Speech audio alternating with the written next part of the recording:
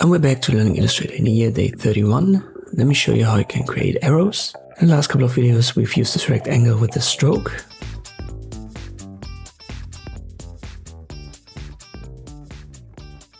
And then we open up the stroke menu right here in the window.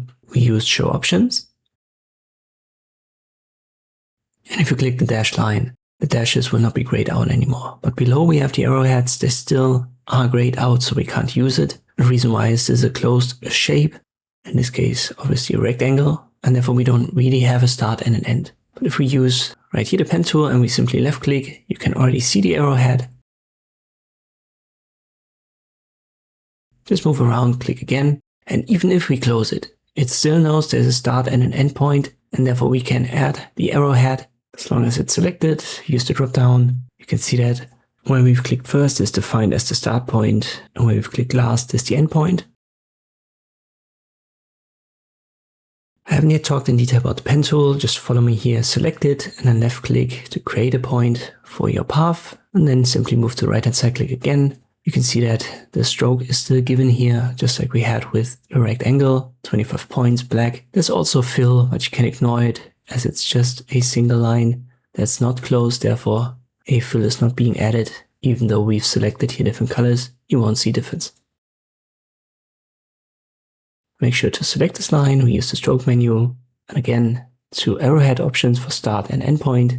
And there are a couple of inbuilt options. Normally you would want to have an arrow circle or one of these stripes at the start.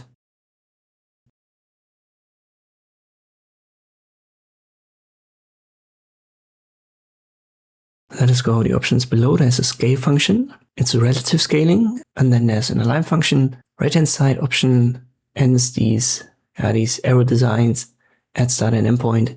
Any other option on the left, it starts there, so therefore it's going to exceed your line.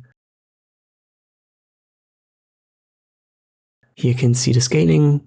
This is once again for start and end point. As I've said, it's a relative value, and that means that if we increase the weight, start and end point, these arrowhead designs will be resized accordingly.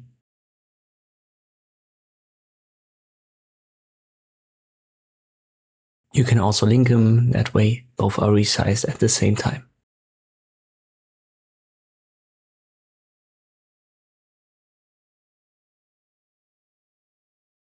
There are a couple of different designs here. There's also this hand design, for example, a couple of weirder things.